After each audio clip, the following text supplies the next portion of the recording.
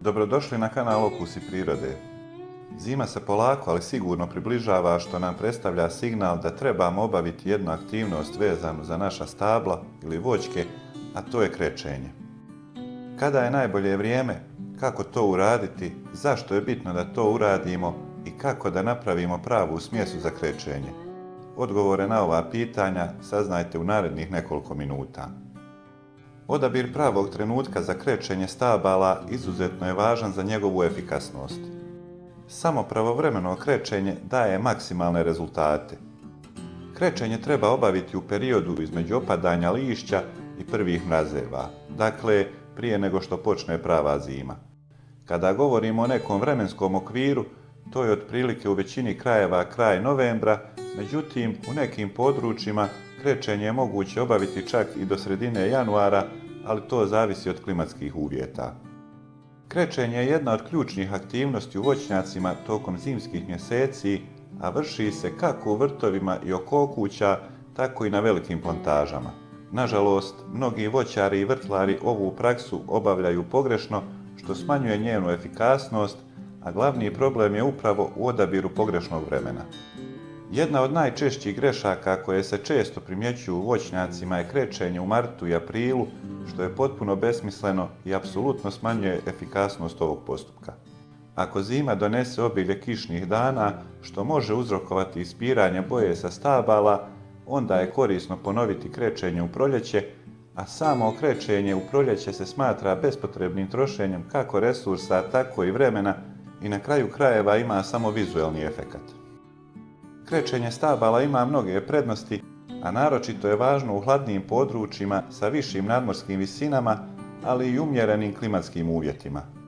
Tamna kora voćaka može previše upijati toplinu, što dovodi do prerane aktivacije vegetacije. To je posebno problematično u regijama s onim kasnim proljetnim mrazevima.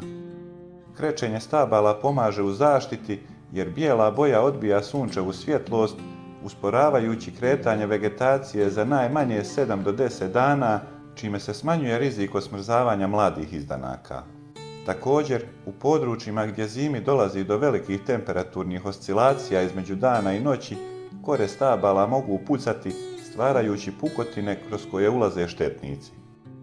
Iako krečenje nema direktno insekticidno djelovanje, ono pomaže u smanjenju prezimljujućih bolesti i štetnika, a također djeluje kao preventivna mjera protiv glodavaca. Za mlada stabla koja još nemaju debelu koru, bijela boja također ima zaštitnu ulogu jer reflektuje sunčevu svjetlost i sprječava ožegotine koje mogu nastati tokom vrućih ljetnih dana. Za krečenje stabala koristi se specifična smjesa koja treba biti pripremljena od sljedećih sastojaka: 5 kg negašenog vapna, 500 g kuhinske soli, 250 g sumpora i 100 g bakrenog preparata.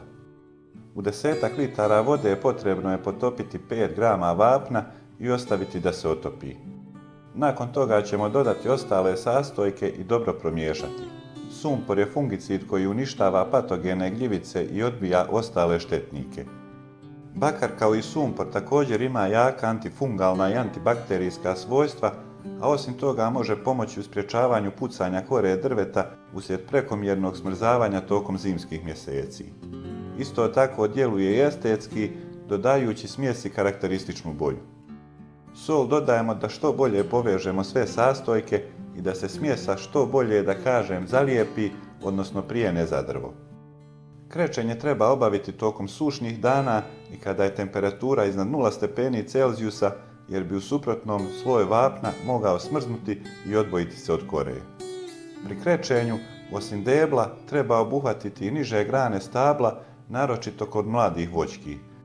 Preporučuje se da krečena površina doseže oko 20 do 30 cm iznad prve etaže grana.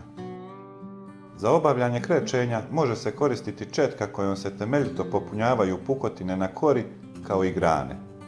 Važno je povremeno promiješati smjesu kako bi se spriječilo taloženje sastojaka. Boja na stablu bit će prozračna dok je smjesa još vlažna, ali će tokom sušenja postati bijela. Za ovaj video toliko, pretplatite se na kanal Okusi prirode i do sljedećeg videa, lijep pozdrav!